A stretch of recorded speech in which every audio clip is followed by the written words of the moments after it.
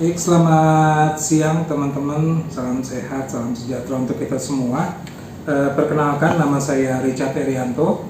Kebetulan saya sebagai salah satu mahasiswa peserta program PPG dalam jabatan 2022 kategori 1 gelombang 2. Bersama saya, di sebelah saya di sini ada Ibu Siti Rahmawati Muslim.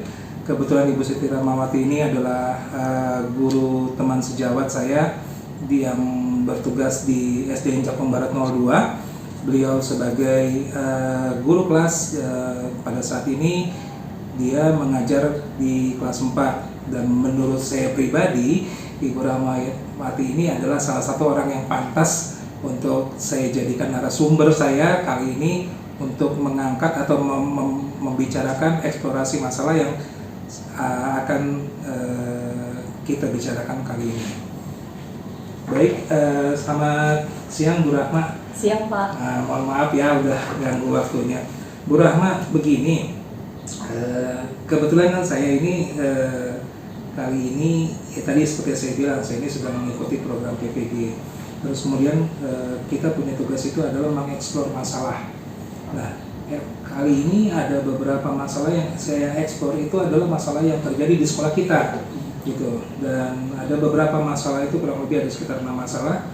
Nah, masalah ini yang akan saya pertanyakan sama Bu Rahma, karena memang rata-rata saya perhatikan ini adalah masalah umum yang terjadi di sekolah kita.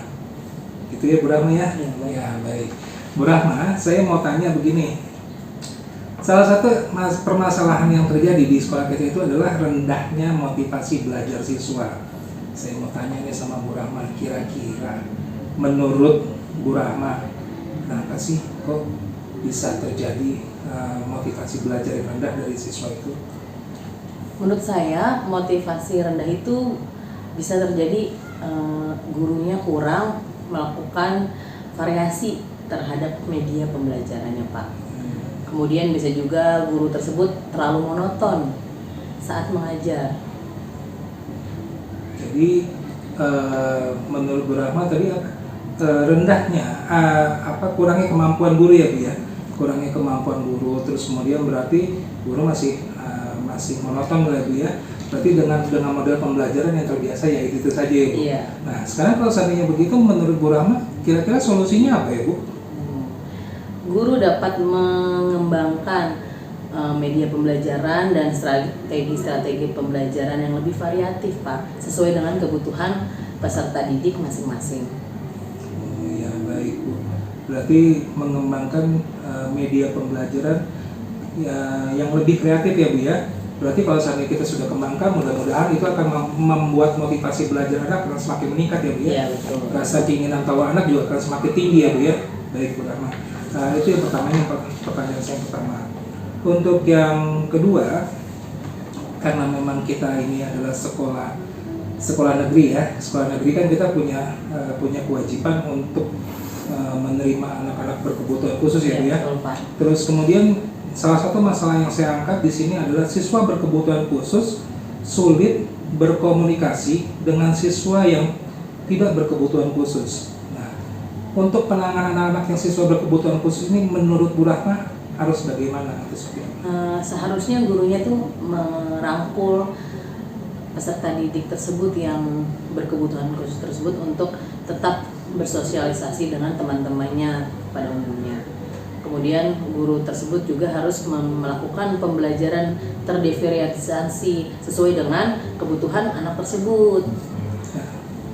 Nah, berarti kalau melihat situasi seperti ini, dengan situasi yang ada terjadi di sekolah kita, menurut Bu Rahma, apakah kami ini atau kita ini pengajar di sini, apakah sudah bisa dengan baik melayani anak-anak yang berkebutuhan khusus tersebut?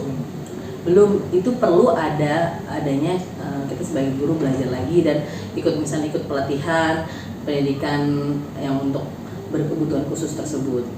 Oh iya, artinya berarti kan kita perlu bimbingan atau pendalaman lagi supaya bagaimana cara kita menentukan langkah apa penanganan anak-anak berkebutuhan khusus ya. Iya. Karena kan kalau menurut pengetahuan kita kan anak berkebutuhan khusus itu banyak modelnya ya Bu ya. Iya. Gitu, ada yang tunarungu dan segala macam, terus kemudian ada juga yang anak hiperaktif gitu Iya. ya. Oh iya Bu Rama, ya. Nah, untuk masalah yang ketiga, di sini saya mengangkat masalah mengenai komunikasi dengan orang tua. Beberapa orang tua sulit diajak bekerja sama dalam membantu membimbing anaknya belajar di rumah.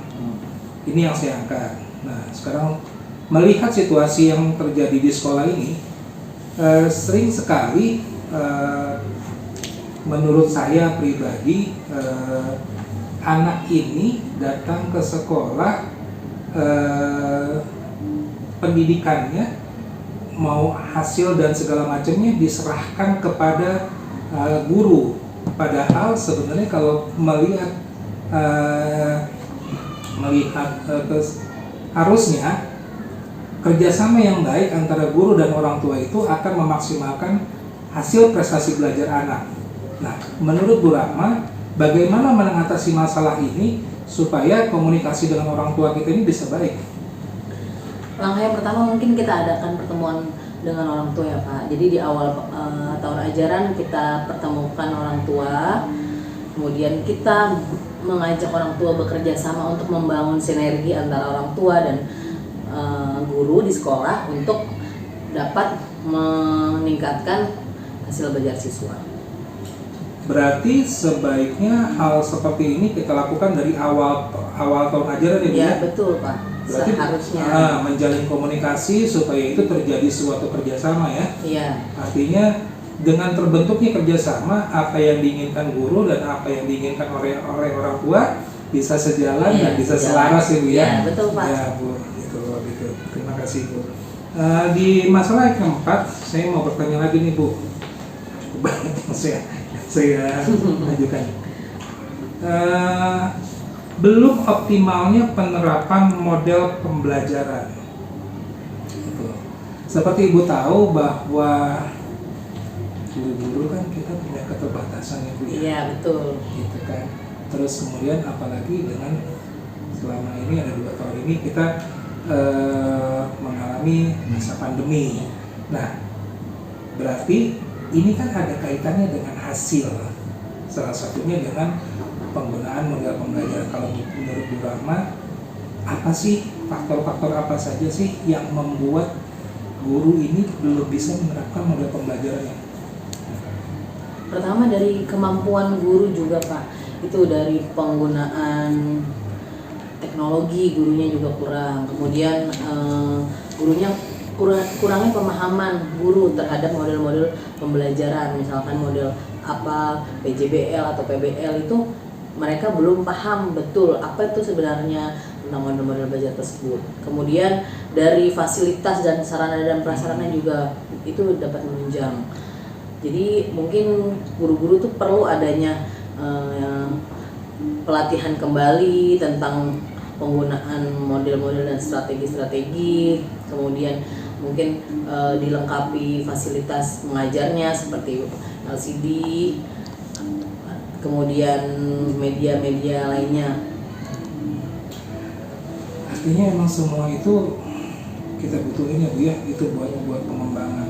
Karena kan bagaimanapun juga kalau anaknya berhasil, kemudian juga gurunya bisa mengembangkan pembelajaran itu lebih aktif, terus kemudian juga anak bisa berperan aktif, pembelajaran tidak terus bersenter pada guru, terus kemudian yang jelas terlihat adalah hasil belajar yang akan semakin maksimal ya Bu ya. Baik Bu. Nah, masalah berikutnya Bu yang akan saya angkat dalam pembelajaran bahasa, ini umum banget ya Bu ya, anak-anak kita nih. Beberapa siswa belum dapat optimal dalam mengembangkan ide pokok menjadi suatu karangan. Kalau menurut Ibu, kejadian ini faktor penyebabnya apa sih Bu? Banyak ya Pak faktor tersebut tuh. Faktor pertama, kosakata anak tersebut kurang, jadi dia kosakatanya, jadi kosakata yang dia lihat hanya itu saja. kemudian dari kemampuan literasi siswanya, literasi gurunya, itu juga sangat mempengaruhi tentang perumusan karangan dari ide pokok. Kemudian kayak itu salah satu kemampuan berbahasa. Jadi kemampuan berbahasa itu seperti kemampuan berbicara, menuliskan gagasan, itu sangat mempengaruhi saat dia mengarang cerita dari pokok, karena itu adalah banyak kata-kata yang harus dikembangkan. Satu kalimat dikembangkan menjadi satu paragraf itu tidak mudah, itu termasuk berpikir tingkat tinggi, Pak. Jadi harus selalu dilatih oleh gurunya pun harus terampil, harus kemampuan literasinya terasah. Jika kemampuan literasi guru terasah, pasti kemampuan literasi siswanya pun akan ikut terasah. Berarti ini lagi-lagi larinya ke kemampuan literasi guru. Iya. Berarti salah satu kuncinya adalah di gurunya juga ya Bu. Iya. Itu faktor penting banget ya Bu ya, banget. untuk hasil yang maksimal ya. Nah memang saya rasa ini umum, bukan hanya yang terjadi kelas 3. Di kelas-kelas berapapun, baik di kelas 3, kelas 4, dan kelas 5 masih umum hal ini terjadi gitu loh. Jadi berarti salah satu titik berat itu adalah pengembangan kemampuan literasi guru ya Bu ya. Iya. Baik Bu. Nah yang terakhir nih Bu, betul. Tadi kita sudah bahas sedikit mengenai pola pembelajaran. Di sini masih belum optimal penggunaan teknologi yang digunakan oleh guru. Menurut Ibu, apa saja yang menyebabkan guru-guru tersebut belum bisa maksimal menggunakan teknologi? Banyak penyebabnya Pak. Misalkan mungkin dari usia juga udah cukup tua ya. Jadi untuk teknologi terbaru guru-guru yang sudah agak tua tuh agak kurang update, istilahnya kudet gitu. Yeah. Kemudian dia tidak mau belajar, terus belajar. Zaman dahulu tidak ada laptop, sekarang ada laptop. Mereka mulai ada yang, kalau yang guru-guru yang mau belajar ya mereka bisa, kalau yang tidak ya mereka tertinggal gitu. Jadi penting banget nih kemampuan untuk terus belajar. Jadi nggak semua guru memiliki itu.